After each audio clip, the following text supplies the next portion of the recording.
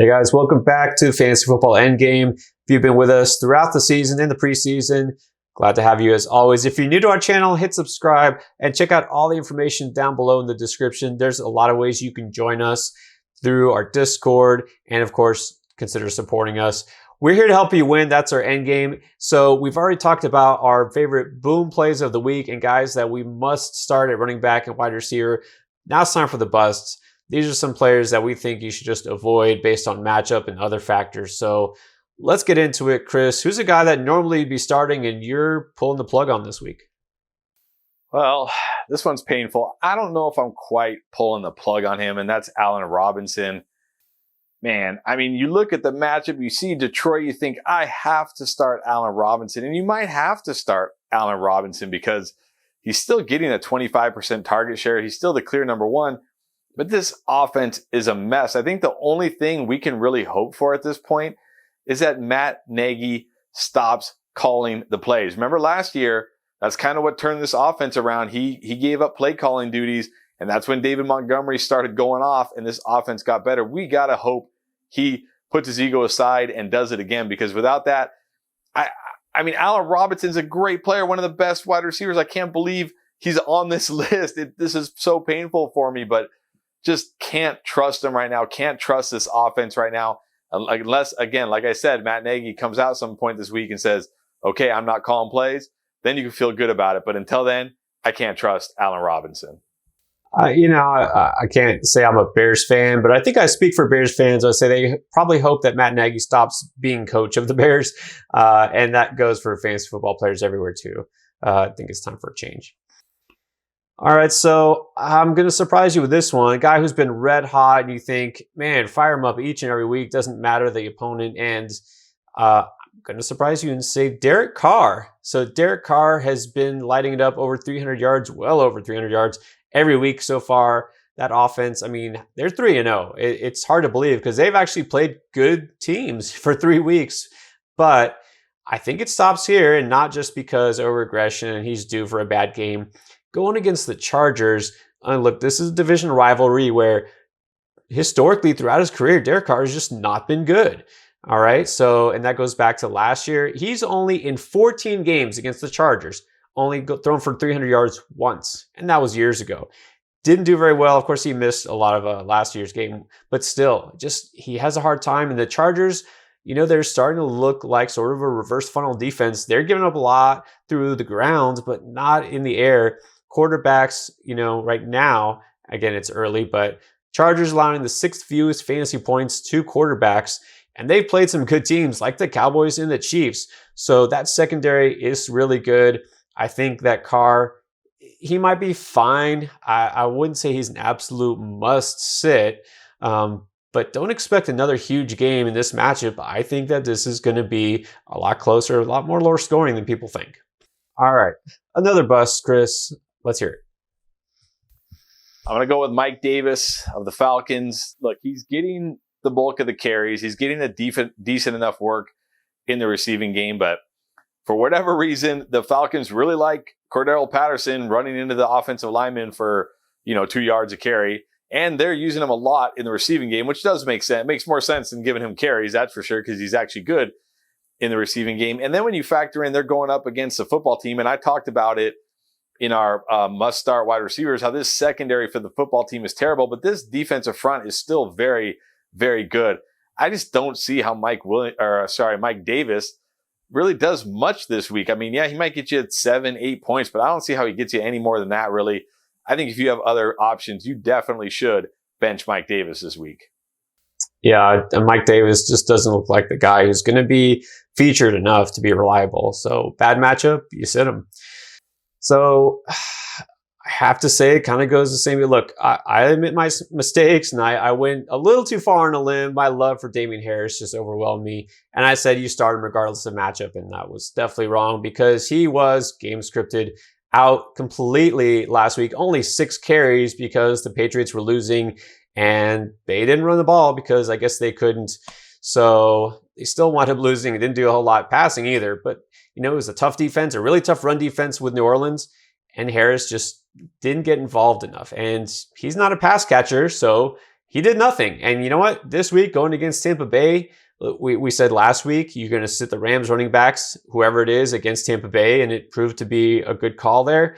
Tampa Bay, still a top 10 run defense. They were the best run defense, limiting yards per carry last year. You're going to sit Damien Harris against Tampa Bay because they're going to stuff him, and he might very well get scripted out of this game. I think Tampa Bay is probably going to put up enough points where, it's going to go to fall back in pass mode for the Patriots. So it pains me to say, but you got to sit Damien Harris. I'm going to sit Damien Harris. That tells you anything. All right, let's keep going. Give me another bust for week 4. I'm going to say Clyde Edwards-Helaire. And look, he got a receiving touchdown last week. Fumbled again, 2 weeks in a row with a fumble. Andy Reid keeps rolling him out there, though, so that doesn't seem to affect him. Luckily, he doesn't play for Bill Belichick or something. But he scored a receiving touchdown last week, and that was half of his fantasy points. So you look at his fantasy points, you're like, oh, 16 points. Okay, CEH is back. No, he's not going to catch a touchdown every week. In fact, he might not catch a touchdown again this year. Well, that might be extreme. He might catch 1 or 2 more, but this is a guy who's just not really involved. Tyreek Hill just couldn't really get it going. And one thing about that Chargers defense, Derwin James, he was doing a great job on Travis Kelce. So really their 2 top weapons were pretty much neutralized. So they were forced to use CEH in the passing game. That's not going to be the case this week against Philadelphia.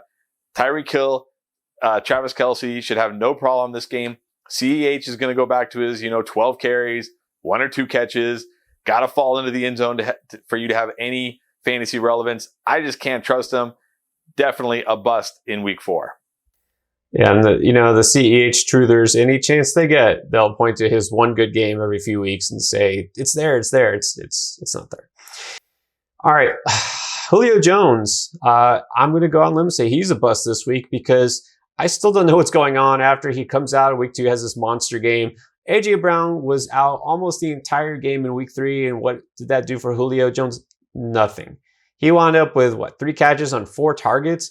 We have guys like Nick Westbrook-Ikine and Chester Rogers getting touchdowns and not Julio.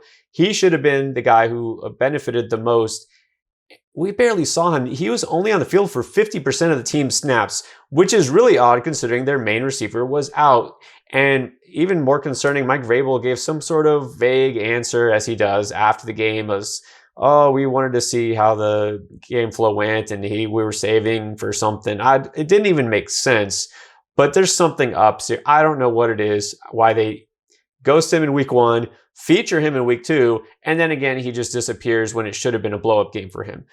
I don't know what's going on, but I'm tired of it, and I can't feel good about him against the Jets. That's right, against the Jets, who just limited Courtland Sutton to a very small game, and the Jets somehow are limiting wide receivers to the 4th fewest fantasy points. That's the one thing they're doing well. So Julio, you can't trust him this week until something changes. But even in this matchup, you just can't. All right, give me one more bust. It's got to be Tyson Williams of the Ravens. What the heck happened? We all thought week 3 was going to be a Tyson Williams blow-up spot against Detroit. I mean, on the good side, he got 50% of the snaps. On the bad side, he only got 5 touches, and there were no receptions. I don't care what matchup he's in. That's not going to get it done.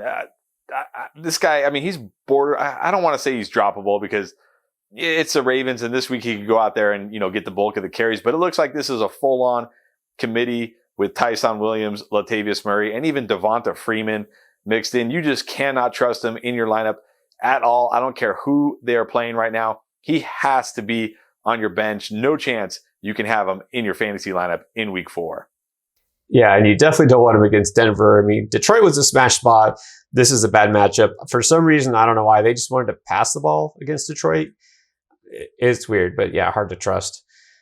And so I'll end with a tight end here. Tyler Higbee looked like he kind of came to life, had that score last week, was more involved. Everybody was pretty much involved in the Rams passing game, except for Robert Woods. But you know what? Tyler Higbee not going to have as easy a time going against the Cardinals. You expect there's going to be a lot of points put on the board. But you know what? Higbee hasn't done well. This is a division rivalry here. Hasn't done well against the Cardinals in the past. Last year, 24 yards, 41 yards. And the Cardinals are actually pretty tough against the tight end. So I just don't feel like we should all of a sudden be back on Higbee and you start him. I don't expect much from him this week, so I'm looking elsewhere. There's other tight ends that you could stream. All right, guys, that does it for our week 4 busts. Don't forget to check out the booms and our must starts at running back, wide receiver, and plenty more content on this channel all week, all season long. We are here to help you win. All right, thanks for watching.